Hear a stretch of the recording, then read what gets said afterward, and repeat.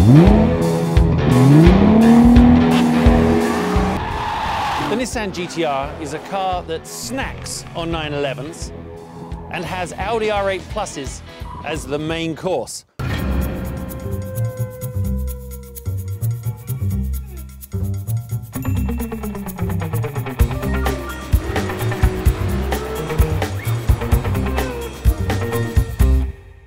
Behind me is the car that is the cult that is the Nissan GT-R. You know, on paper, it's pretty much the perfect car. The performance figures are staggering. Why then don't I know anyone that owns one? But it's here now, it's fast, so let's see what all the fuss is about.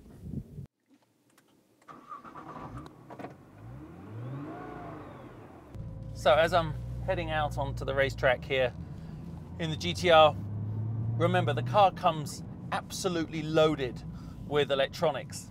But one of the criticisms that I've heard and maybe I've adopted about the GT-R is that maybe the computers are driving and not the driver. So with that in mind, I'm going to obviously turn off everything I can, turn that to racing mode, suspension to racing mode, that was the diff to racing mode, the suspension to racing mode, and traction controlled to racing mode. All right, so that means I now have the ability to do launch control, which is cool. So left foot on the brake, right foot on the gas, 4 and a bit thousand revs, go.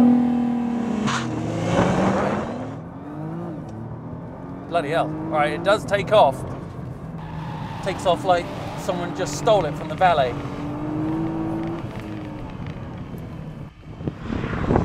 But one of my intentions of driving the GT-R today was, it really is almost the #1 talked about car on any blog and forum, and you guys always compare every car Motor Trend tests to the GT-R, but it's kind of its own animal.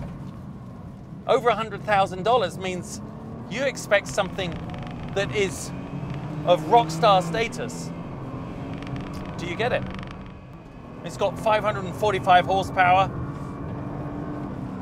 463 foot-pounds of torque, so it's got the ponies under there. But what everyone talks about is how it delivers that. It has a 6-speed dual clutch, which I think is a little behind some of the other elite super sports cars. But, I mean, it's not slow, it's just not seamless. When you go into the corners, there's this lurch of understeer, lurch of push that is a little debilitating at first until you find the happy balance, the happy medium. You actually have to get a little bit old school on how she drives. You've got to brake nice and neatly. Let's do it here. So brake, not too late. Electronics let me brake late. Turn in, roll through the corner, get on the gas earlier than you think, power it out, wait for the turbo to spool up, and then carry the dynamics of the car through to exit. It's just interesting, that fine balance in an all-wheel drive car, because you just have to have patience. Who'd have thunk it? You need patience in a bloody GT-R. That's not what I came here thinking I was going to have to do. Listen to that though, listen. It's awful. The noise on this car, I think for me, is the most disappointing factor. It just doesn't sound like anything. It sounds a little bit, as I accelerate, like my old grandfather clearing his dodgy throat. And then it does get clear and it screams a little.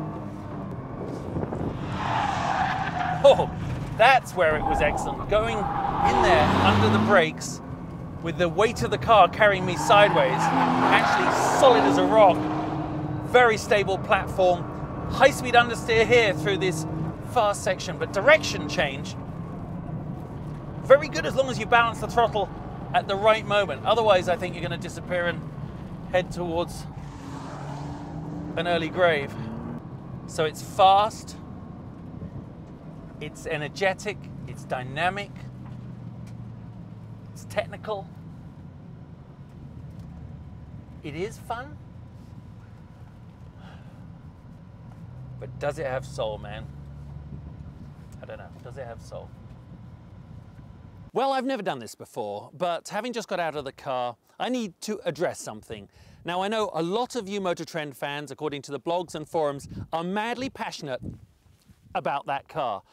And I can only conclude that not many of you have actually ever driven one. Now, the chassis is pretty sophisticated, we know that. It's got the right sort of suspension on it, and it's been well developed over the last, what, 7 years the GT-R's been around. But you know what? It's brutally efficient. It does get there, it brakes very well, it turns in, and then the all-wheel drive system starts to let you down. And maybe the problem with the all-wheel drive system is that it's the split, the differential between the front and the rear. Because in that R8 Plus we tested not long ago, I said it at the time, that's almost the best rear-wheel drive I've ever experienced, with the benefit of the front wheels engaging as well. Here, it's just old school.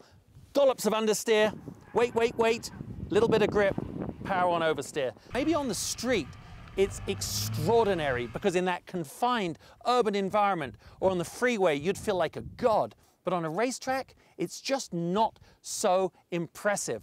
But I do want to take something back I said in my drive earlier, and that is the gearbox. As I did a number of laps, I started to get more familiar with it, and it certainly uses that 6-speed gearbox to its best effect. That is a big plus. So did I have fun? I did actually have a tremendous amount of fun. As much as I thought I would, actually not.